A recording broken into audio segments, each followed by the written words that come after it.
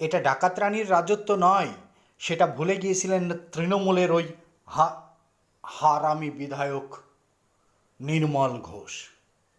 অভয়াকাণ্ডে প্রাক্তন তৃণমূল বিধায়ক নির্মল ঘোষ গ্রেপ্তার হতেই তার উপরে লাঠি, জুতোর মালা, পচা ডিম, গোবর, রাস্তার পাক ইত্যাদি ছুঁড়েছে ক্ষিপ্ত জনতা।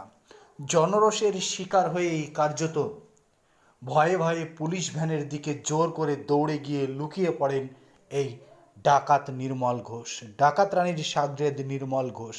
আর লকআপে গিয়েও একদম ঠিক ডাকাত রানীর জামানায় যে কায়দায় ডিম টোস্ট খাওয়ার আবদার করতেন, ঠিক সেই কায়দায় ওসির কাছে আবদার করে বসেন ডিম টোস্টের। আর তারপরেই চরম অ্যাকশন শুরু হয় এই ডাকাত নির্মল ঘোষের বিরুদ্ধে। অভয়াকাণ্ডে গ্রেপ্তার হওয়ার পরেই লকআপে গিয়ে ডিম টোস্টের আবদার করতেই কার্যত 360 ডিগ্রি 360 ডিগ্রি কেলানি পড়ে নির্মল ঘোষের উপর। তার আগেই তো জনরোষের 360 ডিগ্রি কেলানি খেয়েই লকআপে ঢুকেছেন নির্মল ঘোষ। পেট ভর্তিই ছিল, কিন্তু তারপরেও খিদে যেন মেটেনি।